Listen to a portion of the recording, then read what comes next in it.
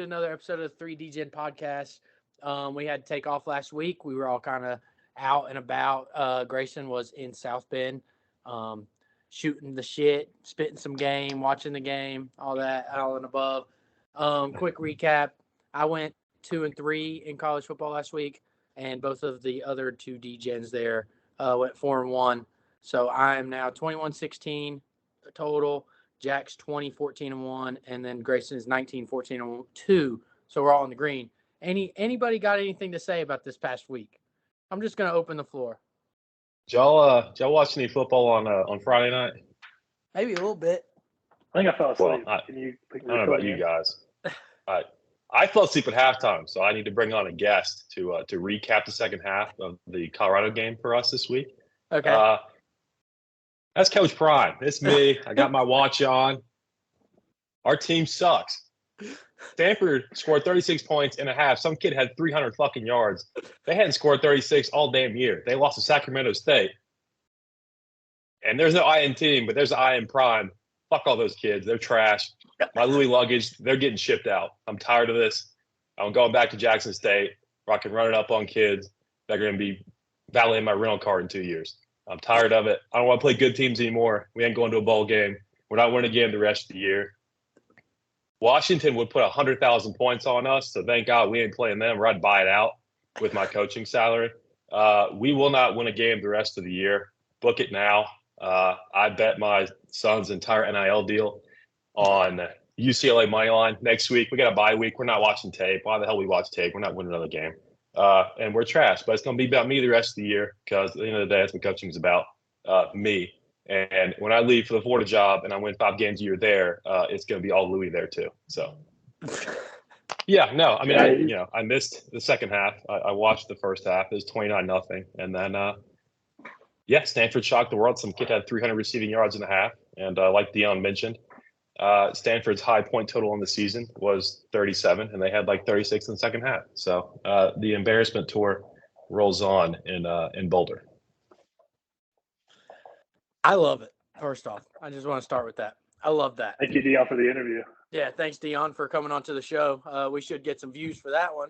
Dion, Rolex wearing, alligator, what's it saying? No, I'm just kidding. Well, Jesus Christ. I will agree. I went to bed thinking they were going to win. Woke up, said, what the fuck just happened? And we talked about it at the clinic all day, but I don't even know. I mean, at least it's better than the Crabs bet guy.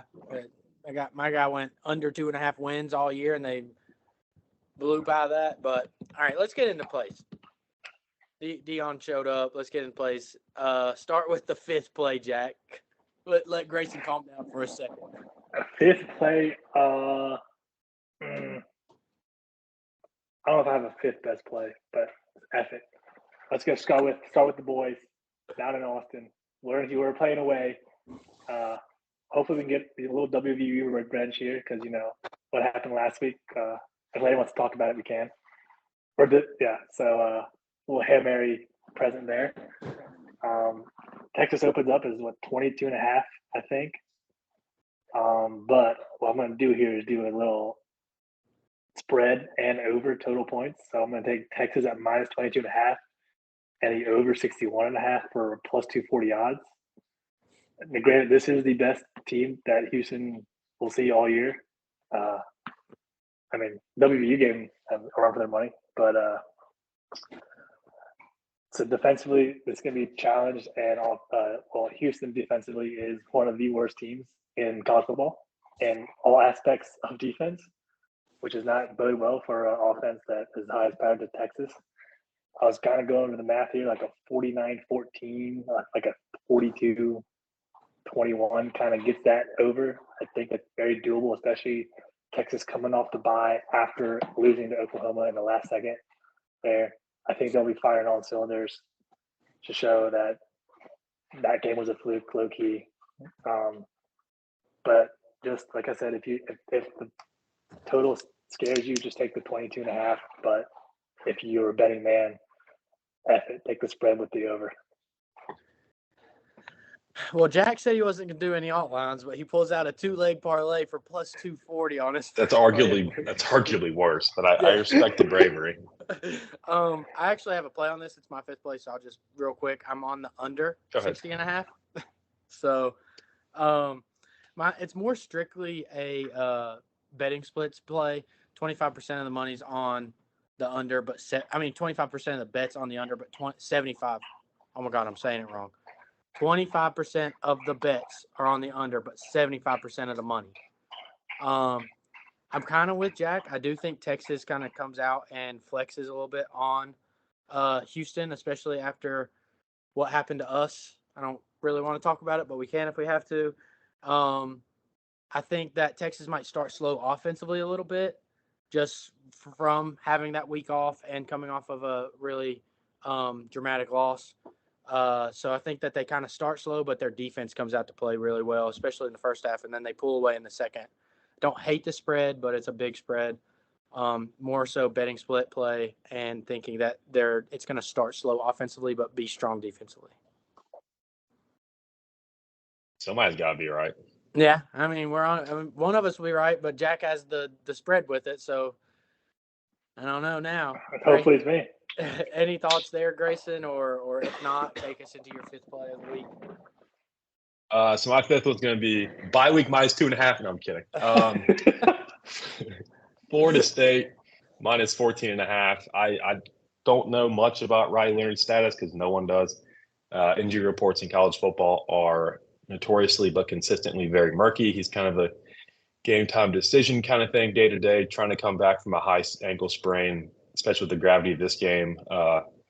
Florida State gets Duke in Tallahassee. They're 2 touchdown favorites plus the hook, which I don't love. This is my fifth play. I don't love the key number. It sits just above. So I am going to take the Noles, though. I think they have enough on offense. This Duke team has an absolutely incredible defense relative to expectations and what you typically think from playing Duke in football. You don't really expect any position unit to challenge you, but that's changed under Mike Elko a season and a half in. So I think that I looked at first half, but then I thought to myself, this Duke team has the defense to hang in for a half, maybe even 3 quarters. But I think late, Jordan Travis, Keon Coleman, et cetera, will shine through, and they'll put up just enough points to get this there late. But it is my fifth play, so keep that in mind. But yeah, give me the Noles Saturday at home, continuing their clear and destiny-controlled path to the college football playoff. Well, I'll kind of take away into my fourth play since that is on my list. Well, we're not sharing it. We're complete opposite. Forget what I said. It's going to lose. But go ahead, Jack. I'm taking Duke. Ruin this for the people. Go ahead. I'm taking Duke plus 14.5. Never mind. Put the house on it. We're good. So I'm banking that Riley Leonard does come back and plays. And like you said earlier, Duke's defense is really good. I mean, they destroyed Clemson. I mean, if you want to talk about that, Grayson. And then they hung around there with Notre Dame for a while, really late. Could have won that game possibly. If Riley Leonard plays, I feel like that number will go down if he gets cleared in the next 12 hours or so. So get it while it's hot at plus 14.5. Even if so, they do have 2 common opponents in Clemson, and Clemson arguably should have beat Florida State.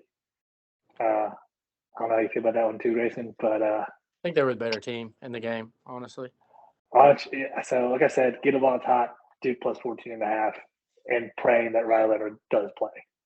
If Leonard plays and gets hit like Klubnik did on that game-altering fumble 6, he may not get up for a couple hours. So yeah. that pass rush is going to be a problem, whether it be Riley Leonard or the backup who needed just 4 completions to beat NC State by 3 touchdowns last week. But I personally am going to wait because I do think Riley Leonard goes. The kid just wants to play. I don't fault him for it. I just don't expect the Riley Leonard we saw pre-injury. So I'm going to wait. Hopefully it goes 1.5. I'd love to get it at 12.5, even 13. I'd feel a lot more comfortable than the 14.5. So my personal plan is to wait because I'm with you as far as Leonard playing. I think it will happen, and it will happen late. So I'm going to wait to snag this one. Being that I want to lay the points, I'm going to hope that I have to lay a couple less. Yeah, my real quick on that is it was on my short list. Florida State was actually. I think they're a better team here. I do think they've kind of underperformed offensively a little bit, which you can attribute that to Jordan Travis having that shoulder injury, if you want to. But I was kind of just bouncing off of it because of the Riley Leonard not knowing. But I think if you like Florida State, wait. If he plays, you're going to get a better number. If not, you should get it right at the same. If you like Duke, take it now, just in case he does play and it goes down. My fourth play really quick is Clemson and Miami, first half under 23.5. I've already stated how good I think Clemson's defense is. I think it's kind of the same thing with Texas in the sense of I think their offense is just going to start a little slow because they're coming off a bye, right, Grayson? Yes. Yeah. Coming off a bye. I think they just start a little slow. Miami's defense isn't bad. It's in Miami. Coming off that ugly loss. I think the teams just start slow and Clemson's defense is good. So first half under 23.5 for me for my fourth play. I don't hate it. Didn't really look at that game, not gonna lie. After Miami didn't need the ball, I don't think I'm looking at any of the games for the rest of the season for them. But it's a fair play. I'm pretty sure both teams are I think both teams are coming off a bye, honestly. So it either could be really sloppy or it could be and a lot of points scored, or it's going to be really sloppy and not a lot of points scored. And I kind of lean towards that with Clemson's defense personally. Like I said, once Mario Cristobal was like, let's run the ball, even though we can win the game if we need, I had enough Mario Cristobal. Yeah, we got some guys coming back in the secondary as well. So Restrepo is the name to watch as far as Miami's passing game goes. But we've got a really good passing defense, getting some guys back. Nate Wiggins, chief among them, in the back four. So we should win the game, and that would lead me to believe it's not going to be an absolute barn burner because our offense sucks, especially in the red zone. So if the game script goes the way I need it to, then that first half under, and honestly, probably the full game under, we'll both get there. Yeah, I apologize. I was wrong. Miami played UNC last week. I remember now. They lost, but still, it still stands. It's still my fourth play. Speaking of that game, you know how I said something in the chat? And UNC was going to cover easy? Dude, if they would have gave up a touchdown the last drive, we would have hit and I would have been pissed. I wish they would have because you always do that. You're always like, you said UNC's going to UNC spread like taking candy from a baby. In the first game. Right. Now, and I had a SGP up in Fanduel Country in Indiana that was 2 Drake May passing yards short. So I appreciate Mac Brown leaving the throwing chart in the freezer at halftime and just running the ball the entire fourth quarter. That was very kind of him. I have no ill will whatsoever. But I hope he steps on our Lego. That's all I have. Oh, fuck. Who hasn't said – Grayson, have you not said your fourth play? I have not. It's one that's admittedly very lazy. I think Oregon comes back in a big way. Washington State embarrassed last week by a suddenly upstart Arizona team. The country kind of coming around to what Arizona's got cooking out west as they destroyed Washington State, knocked them clean out of the AP poll. Ducks off a tough loss, a low-level shootout. I think we all expected those teams to get in the 50s. They didn't quite get there, but they lost a duel with Penix and Washington. But I think they come out with a purpose this week, going back at home, 3:30 kick, so that's noon local, so they won't be up early, anything crazy like that. I think that this is a perfect tune-up spot for them at home, conference game, not a very daunting opponent. It was fresh off an embarrassing loss. I think that Washington State could make last week become 2 losses and kind of get them down. You know, it's hard to turn around for a much better team after you get embarrassed. And I mean, any kind of sleeper appeal they had in the Pac-12 is essentially gone. Although I say that and they're going to win this game outright. But I don't see that happening. Dan Lanning is going to have a fire speech pregame. They're going to come out with a purpose, and they'll be up closer to 17, 14-ish than the 10.5. These hooks I've taken so far, not my usual thing, but I believe in the teams that possess the numbers. So I'm going to go with Bo Nix and Oregon to come out hot early and head into halftime up 11 or more. I like that play. I was trying to think of a way to play this game. I didn't really know how. That was a good angle. I'm just nervous, I guess, of Washington State kind of bouncing back, but it was something that I was looking at when I was looking through the slate today. Jack, any thoughts there? I do have a play on it as well. I guess I'll lead it to our third play. But like you said, I looked at it and I didn't like the slate this week we talked about. There's a lot of games that are pretty big margins. So I was like, why don't we take this time, make it a teaser? So I took Oregon and OU at a 5-point teaser play at plus 105. So that gets down, or gets Oklahoma down to 12.5 and Oregon down to 14.5, I believe.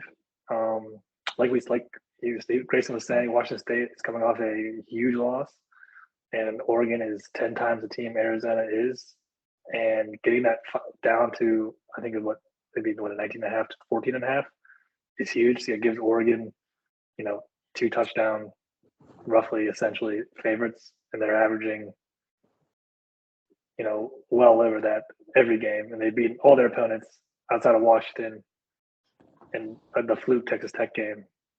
They've demolished all their opponents. And then, yes, even though I'm a Texas fan, I will ride the OU train this week. They play UCF, and I think 17.5 is generous, to be honest with you. UCF hasn't looked great to me. I mean, None of they the got Big blown 12 out newcomers have, honestly. Yeah, I know. It's been rough. They got blown out by Kansas, lost to Baylor by 1, and Baylor's atrocious, and lost to K-State. Their Big 12, I think they're going to go 0-4 because it's at Oklahoma, it's at Norman. So give me the 5-point teaser on the plus odds and easy money. I don't hate it. I like Oklahoma already at the number that it was at. I didn't touch it just because of how large of a number it is, but I'm with you. I think UCF looked really bad. They'll put up points probably just because that's who they are, but OU has looked good. Just hopefully this is not a fall asleep spot after the Texas game. Who'd they play last week? They want to buy, I think, as well. They were on a bye? Okay. I'm off a week where we didn't do podcasts last week. I keep thinking we're that week sometimes when I'm talking, but I still like to play.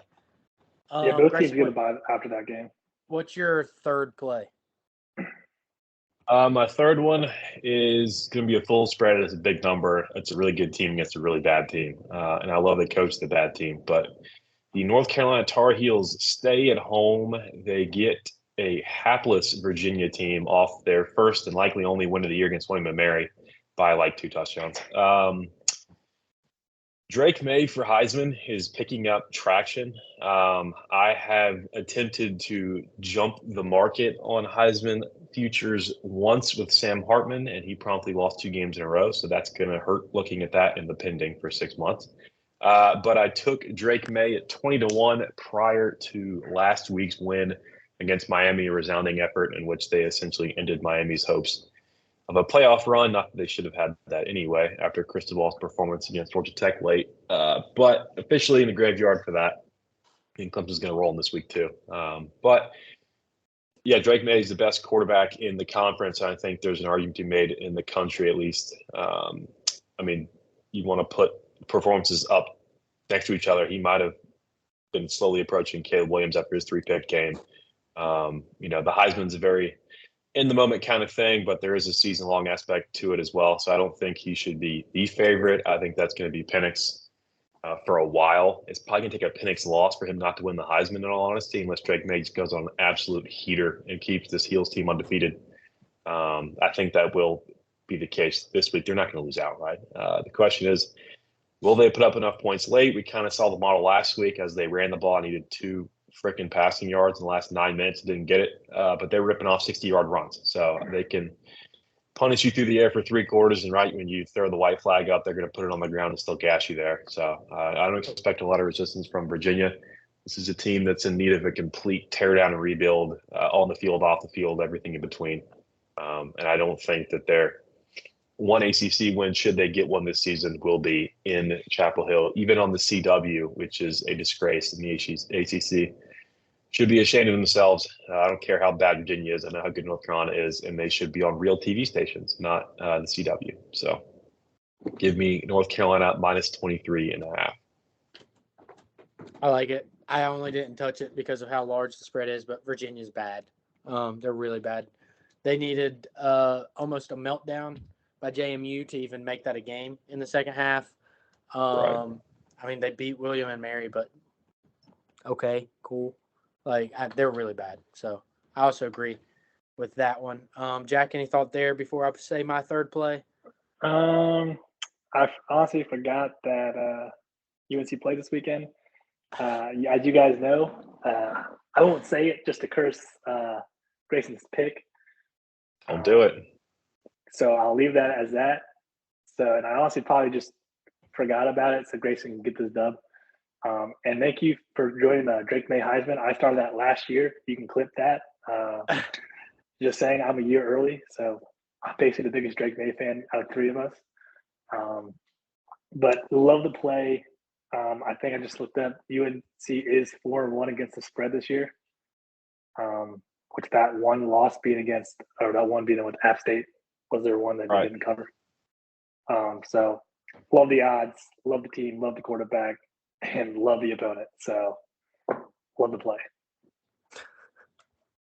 Yeah, I don't hate it. I mean, yeah. My play is okay. I'm also getting text right now to say I need to give JMU the recognition for being 7-0. But we're not going to do that. My third play of the week. Bama. You're sleeping on that couch now. Bama minus 8.5 when I looked was the last one. It might be up to 9. I still like it.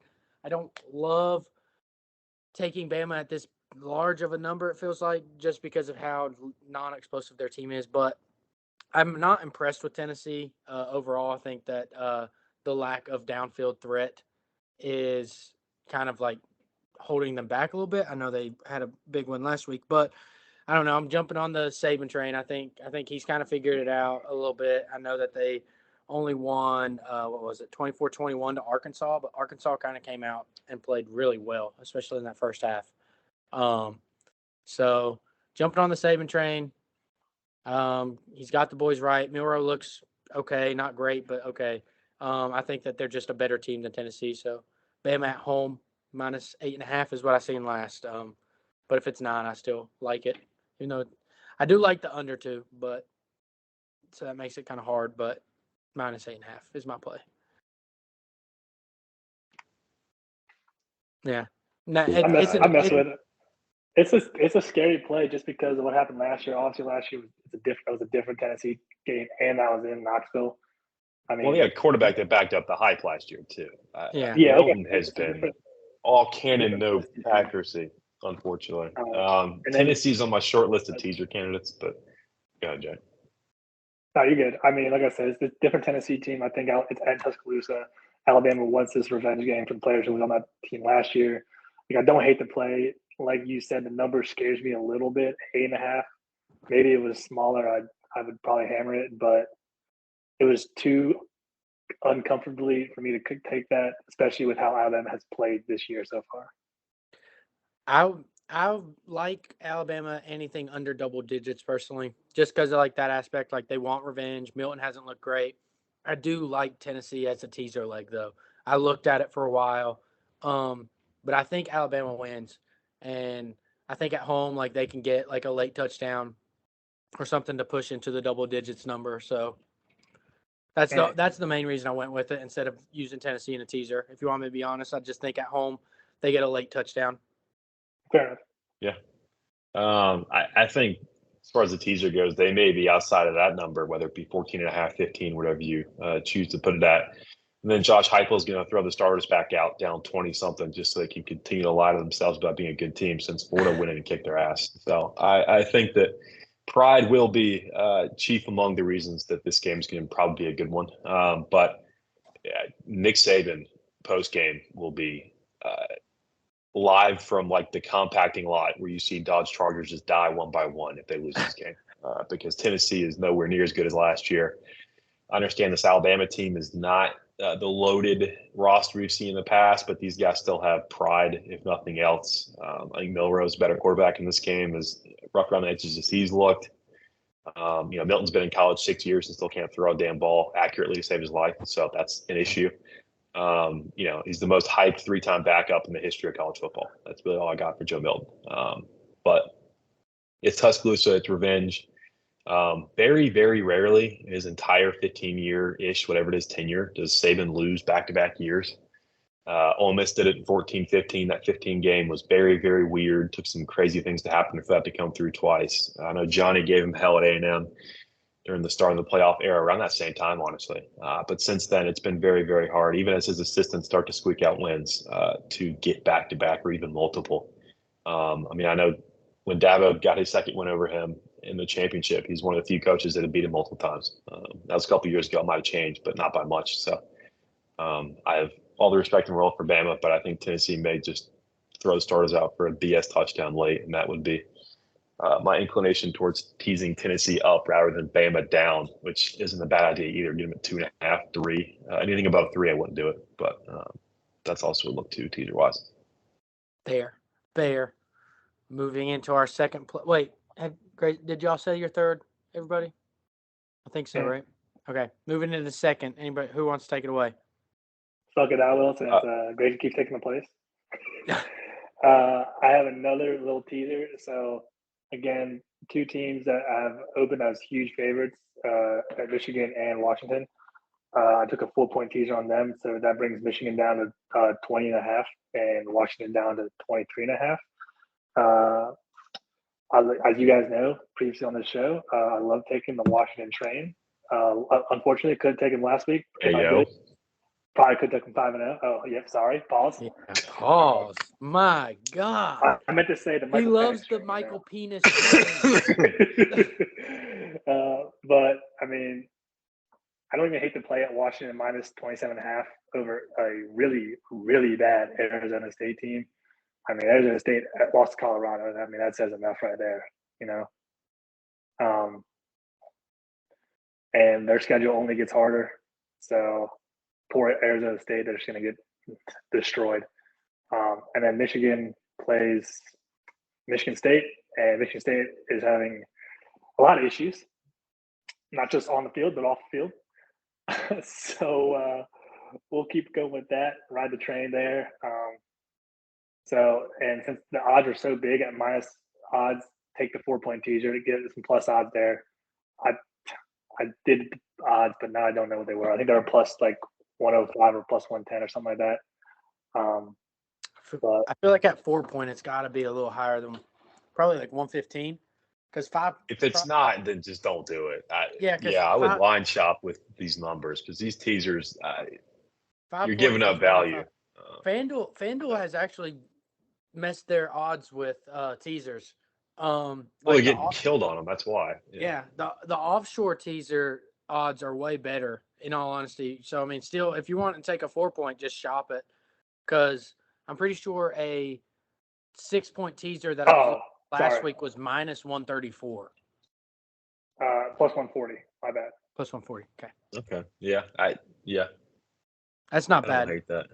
It's just I'll just still shop around if whoever's watching this, if anybody's watching this, whatever. But even then, still shop around because I was looking at FanDuel last week for a teaser and ended up not even placing it, only because I was down on the offshore account, and ended up not wanting to lose any more money there just in case. So, but I don't hate that play. I almost bet Washington just by itself. Grayson, definitely shop around it. FanDuel's, they're hip to the people betting parlays are not outweighing the people with the teasers, especially the long system, all these other things you can do to make a lot of money. They are not dumb. They see it, they track the money, and they adjust. And so, the minus 134 on 2-leggers is for 6-point is tough. I'll say that. You get better odds elsewhere, like Larry said. My second one, featuring the only coach in America with a foot injury worse than Dion. It's South Carolina because they're going to Mizzou and they're getting their ass kicked. I watched a USC team get murdered last week. I will not be in attendance to this game because I have no desire to go to Missouri for much of anything. But Brady Cook will be there, and he's the best quarterback in this game. Eli Drinkwitz will be there. He's the best coach in this game.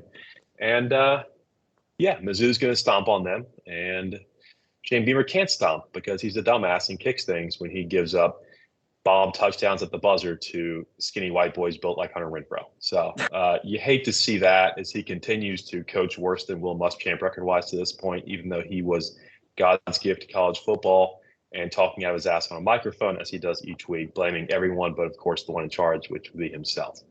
So this Mizzou team, very impressive season to this point. Very tough loss to LSU 2 weeks back. They were up late in that game, gave up a go-ahead score, then threw a very untimely pick six for those, including me, that trusted them with my life and my sanity. So hopefully none of that this week. I don't think we'll need it. This game should be out of hand. South Carolina has been chasing 500 all year. They're not going to get there. That's as soon as they lost the North Carolina game in Charlotte to open the season, that was pretty much the death knell for them, winning 7 or 8 games, just because that SEC schedule is so tough. And there are teams like Mizzou that are not among the elites in the SEC, but they're certainly better than South Carolina. Like I mentioned, South Carolina getting on the road. I don't know how Shane Split's going to do on a plane, all the elevation, the pressure, all that stuff. Not that he does well with pressure anyway. But yeah, give me Mizzou by $1 billion, but play it safe. Take the 7.5. You don't want to outline it? -9.5? No, Jack ruined those. I've banned myself and him. So, minus 34.5 is about as high as I go. Just playing it safe, reasonable. Right. Understandable coming from a Clemson man. Yeah. I don't hate that play. I actually have a play on the game, so really quick, I took the over in it. It's kind of along the same lines. I think South Carolina's defense is not good. I think Missouri's offense will do what they want. I do think South Carolina's offense will be able to put up some points. It's only 58.5, at least the last time I checked. Might be give or take a point. You're asking South Carolina to hold Missouri under 30, basically. And I don't see that happening. So I like the over in that game, 58.5. It was actually going to be my number one play, but I'll just list it as that and just switch them back and forth. That is my number one play, but just going off of Grayson there. Jack, any thoughts there? And then your second play? I don't hate that play. My second play was the Michigan-Washington thing. But I don't hate that play. I think Missouri, like I said, was very unfortunate and was a couple plays away from being undefeated right now. Luther Burden might be one of the best receivers in college football. That guy has 800 yards receiving through 6 games, freaking animal. And I don't think South Carolina has a DB that can stop him or that offense in general. If I was a betting man, I would take the alt, make an alt spread there, but I did not take this game. So good luck to Grace. You don't get to say the A word. That's ours now. Yeah, my fault on saying the second play thing. Dude, my brain has been turned off all day. I was like 45 minutes late to work this morning. It was bad. Goodness. Yeah, my alarm. I didn't hear my alarm. Like I overslept. It was rough. But I'll just say my second play really quick. Just since I kind of jumped ahead. My second play was going to be actually my Mountaineers. See the sign behind me. WU -3. This is more so. I hate it. I don't like it because I told Travis after we watched us lose on a Hail Mary that was caused because our quarterback doesn't know how to act on a field. Our team in general doesn't know how to act on a field. As soon as that happened, me and Travis looked at each other and were like, we're going to lose this game. Because, now we're kicking off from the 15. For some reason, we decide to squib kick it. They get the ball at the 40. They throw a freaking 8 and out. And then as soon as you see that they're with it at the 50, me and Travis are like, it's over. We knew it. We called it. It's miserable. The epitome of being a West Virginia fan. So close, yet so far away. We were outperforming our record. So, it was bound to happen. I just hate that it happened to fucking Dana Holgerson, if you want me to be honest. That's the only, if we lose by Hail Mary against any other team in the Big 12, yeah, I'm upset. But the fact that we lost to Dana like that, and I have to listen to all these fucking old heads from the hollers of West Virginia be like, oh, we should have kept Dana. No, we shouldn't have. Do you see what he left Neil Brown? I'm not a Neil Brown fan, but Jesus Christ, he had no recruits there when Dana left because all he did was drink Red Bulls, snort cocaine, and fuck people in the bottom of clubs in Morgantown. Get out of here. Freaking Johnny from War, West Virginia. Bullshit. Sorry. This play is more of a fade of Oklahoma State. I think Mike Gundy and company before the season, just previewing the conference, I thought that they were a dumpster fire, and I still do.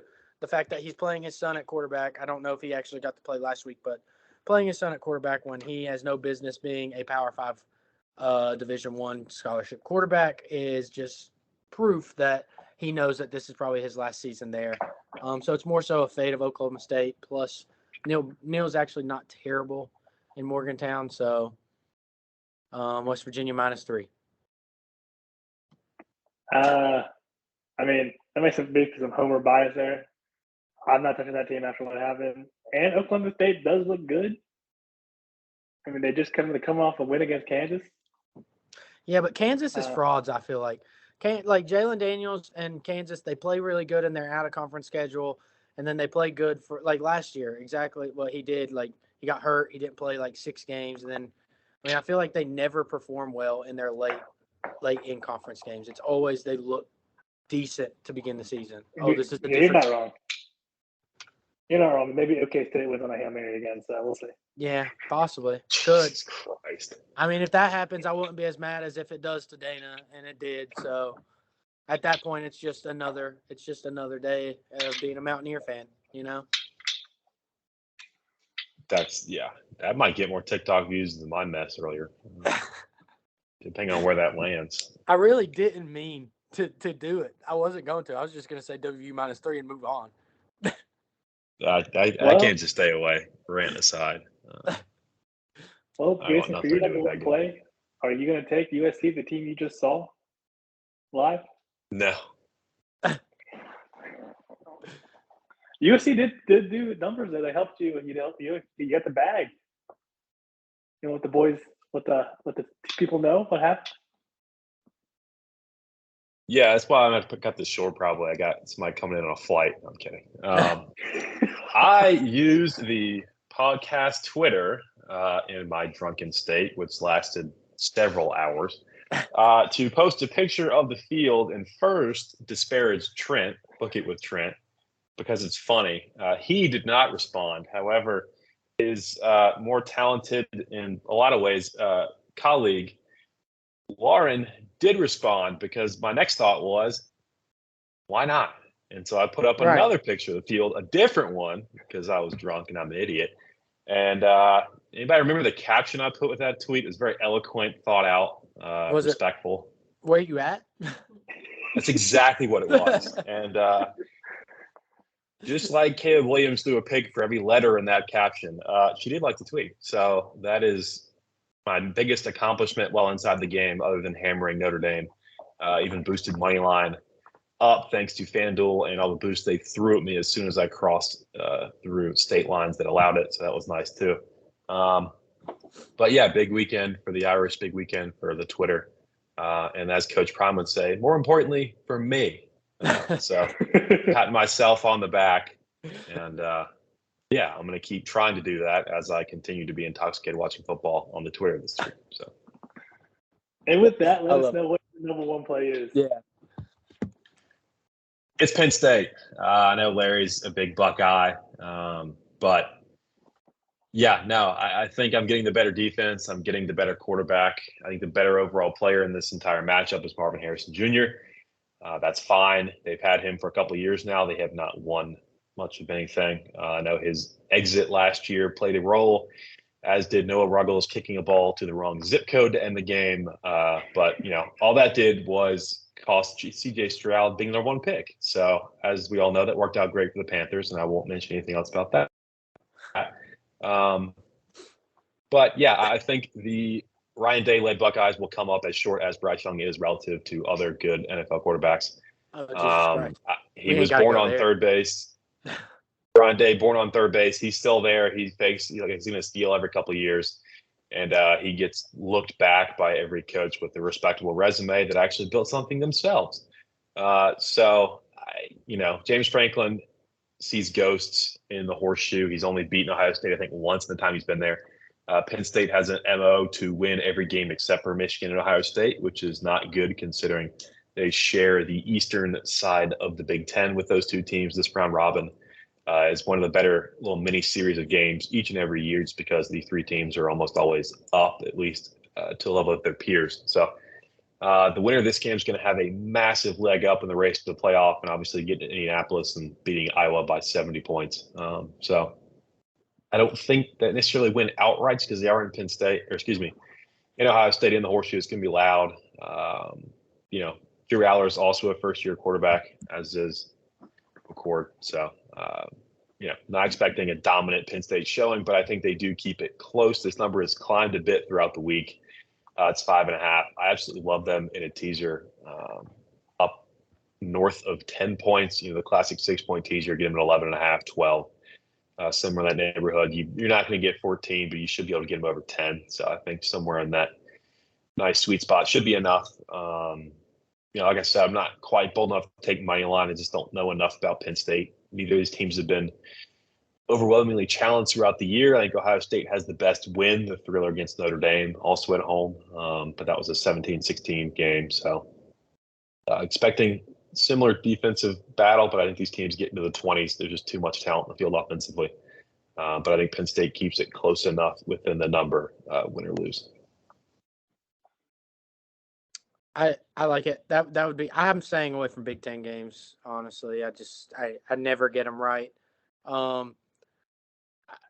I was back and forth on the game only because watching Penn State play against WVU, I thought they should have beat us by 70. They struggled to win. I don't hate Ohio State. I don't hate Penn State. I like Penn State here probably. I just don't know if I trusted Drew Aller enough to make that bet. But I love it as a teaser leg, like you said. I think it's going to be a close game. So, and the fact that it keeps climbing just helps. But I like it, especially as your number one play. I really love the play because I have a play on this too. I'm not as bold as you to take a pick, a spread, or money line. I'm actually taking the under or the. Am I taking the under? Well, we don't know. What are you taking? I think I have the over, but I'm pretty sure it's the under. I'm going under 45.5. Like you mentioned, I think both teams are very solid, but I think Notre Dame's a better team than Penn State, and offensively they are, and probably defensively. And Ohio State only scored 17, and they scored late. So I could see this being a low-scoring game. Drew Aller, I think, is a better quarterback than McCord, as you were saying, but Drew Aller is not Sam Hartman. And whoever the running back is for Penn State's not Audric Estime. Estime is going up to be RB1, RB2, RB3 in this year's draft, just because of his pure size. I think just his physicality. And they held that Notre Dame team to 14. Granted, Notre Dame went through a struggle of not scoring points because of Gerard Parker, right? Is his offensive coordinator? Yeah, he's of Notre Dame. I think so. He's a former WVU coach. Yeah, he was our offensive coordinator 2 or 3 years ago. 2 years ago. But anyways, he was at Penn State too. He was at Penn State before that. Going to be a low-scoring game, like 21-17, maybe 24, like a 24-21. Still keeps it under that line. But I think it's going to be a battle of defenses who can score on each other's defense one more time than the other. I like the under too. I think both defenses are stout. I think you have young quarterbacks playing in arguably, I guess maybe not for McCord because of Notre Dame, but arguably one of the bigger games of the year so far. So 45.5 seems a little low, but it's probably right on the money. And I think it ends right around there. So I don't hate that play. Any other tidbits, any other takes, thoughts, rants before we head into the NFL? Hold on. We get another shout out this week? Another like? Coach Prime says alt lines are as bad as my coaching style. None of my kids going to the NFL, even my son. He's going to go to like the Cardinals and run around with his head cut off like Kyler Murray, even though he's 3 feet taller. And when in doubt, trust yourself and don't care about anybody else because that gets you getting embarrassed by Stanford, who I remind you lost to Sacramento State, just like we should have lost to Colorado State and Arizona State. Our next win will be in 2026, so stay tuned. Next time we get Lil Wayne on the sidelines, he's going to leave at the end of the first quarter because we're going to be down 34-0 to every team we played the rest of the season. So I took the watch off because I had pride. But yeah, BYE, bye, sounds like and there's nothing better than me. So Coach Prime out. God bless. Grayson, you can see how Grayson feels about Coach Prime in Colorado. We'll leave it there for college football. We'll just leave it there. We'll move into the NFL.